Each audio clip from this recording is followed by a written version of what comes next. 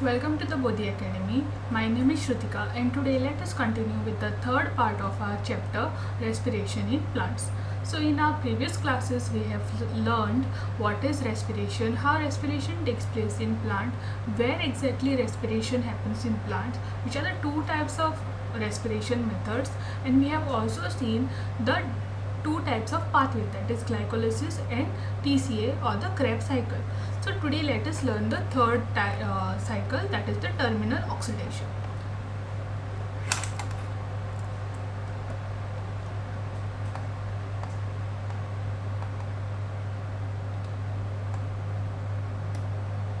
So terminal oxidation.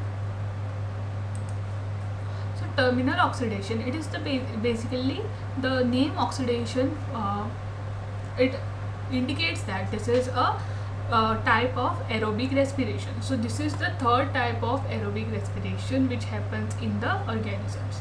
So that occurs towards the end of the catabolic process. So this terminal oxidation will happen at the end of the cycle and involves the passage of both electrons and protons of reduced coenzymes to oxygen to produce water. Okay, so this is the process which happens at the end of every cycle. That is why it is called as terminal oxidation. Now we will see how this oxidation happens through the electron transport chain. So the metabolic pathway through which the electron passes from one carrier to another inside the inner mitochondrial membrane is called the ETC or the mitochondrial respiratory chain. This is called as the electron transport chain, and this happens in the cell organelle, that is mitochondria. So this electron, once the electrons are formed, once the ATP is formed, then it is transferred into what? Into the mitochondria. And then this electron transport, how it happens inside the cell organelle, that is mitochondria, we will see now. So electrons from NADH produced during the citric acid cycle are oxidized to NADH dehydrogenase, and electrons are transferred to the ubiquinone located within the inner membrane of the mitochondria. So ubiquinone also receives electron from FADH2, which is transferred to the cytochrome C via cytochrome BC1 complex. So when the electron passes from one carrier to another via the electron transport chain, they produce ATP from ADP and inorganic phosphate. So the number of ATP molecules synthesized depends upon the electron donor. Oxidation of one molecule of NADH gives rise to 3 molecules of ATP, while oxidation of one molecule of FAD2 produces 2 molecules of ATP.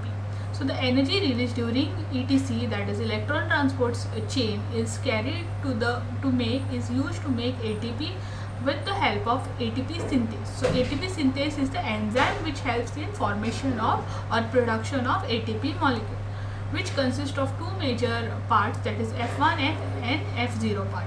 So F1 is the peripheral membrane protein complex having site for synthesis of ATP, and from ATP an inorganic phosphate FO is integral membrane protein that forms the channel for proton.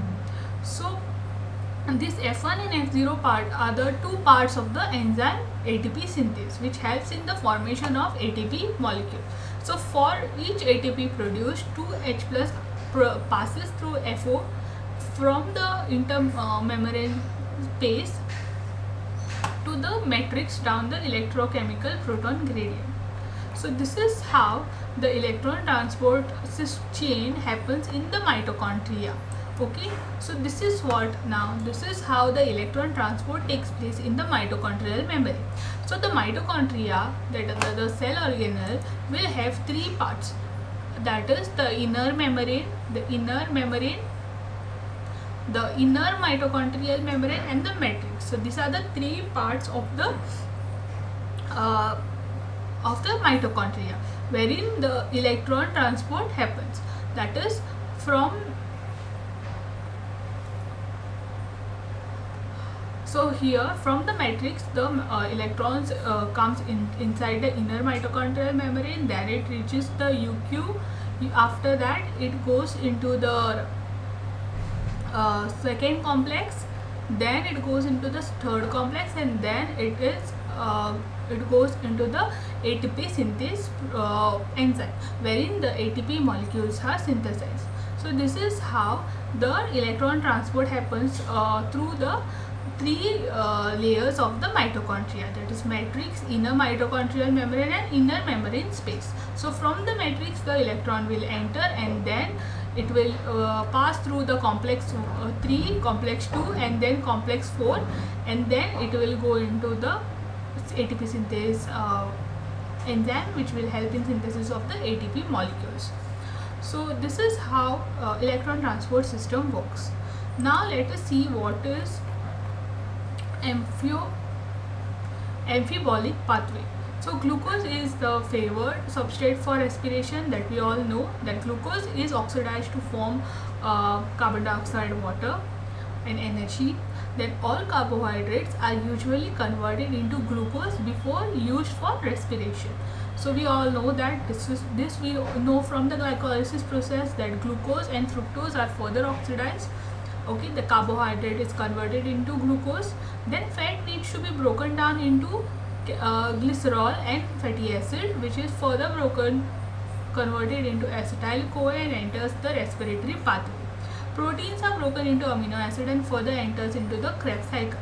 So breaking down process within living organism is called catabolism, and synthesis process is called as amphibolism process. So respiration is a amphibolic pathway, because catabolism and anabolism, both these processes takes place at one place in the process of respiration, hence it is called as amphibolic pathway. So this we can understand with this diagram.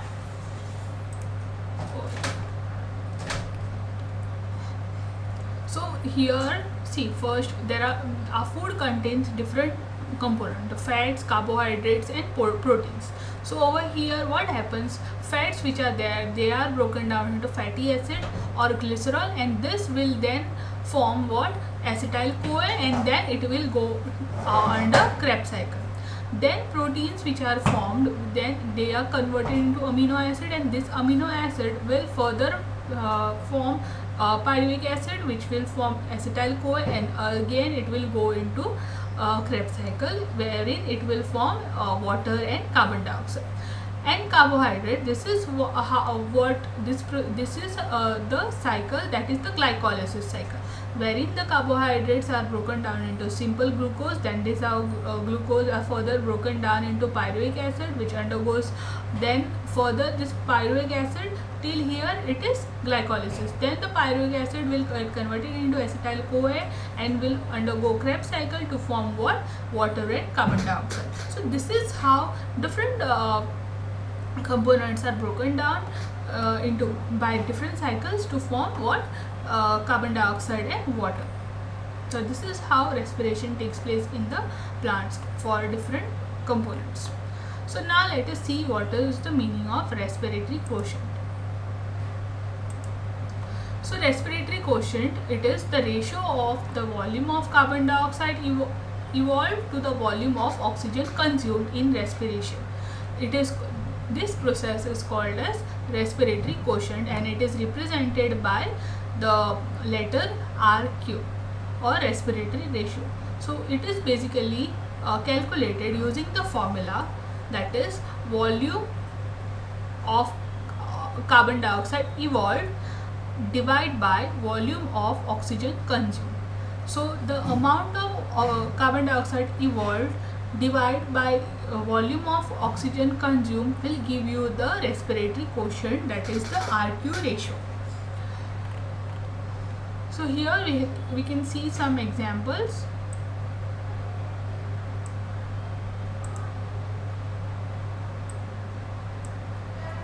So over here, if this is the example, Okay, this is the example of what? This is the example of photosynthesis. So we want to find the ratio of that is the respiratory quotient we have to. So what we have to see, the amount of carbon dioxide evolved divided by amount of oxygen, carbon dioxide and amount of oxygen. So from here we know that there are 6 molecules of oxygen and there are 6 molecules of carbon dioxide.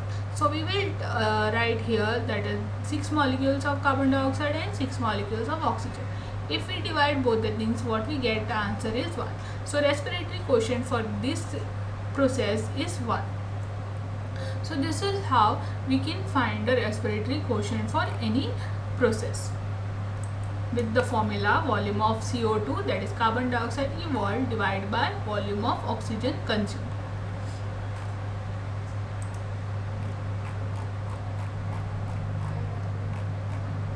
So in this video what we have seen is what is terminal oxidation, then we have covered what is how electron transport chain works, and we have seen why respiration is called as the amphibiolic pathway, and we have also seen how to calculate the RQ, that is respiratory quotient. So thank you for watching today's video. Please don't forget to like, comment, share and subscribe to the Bodhi Academy.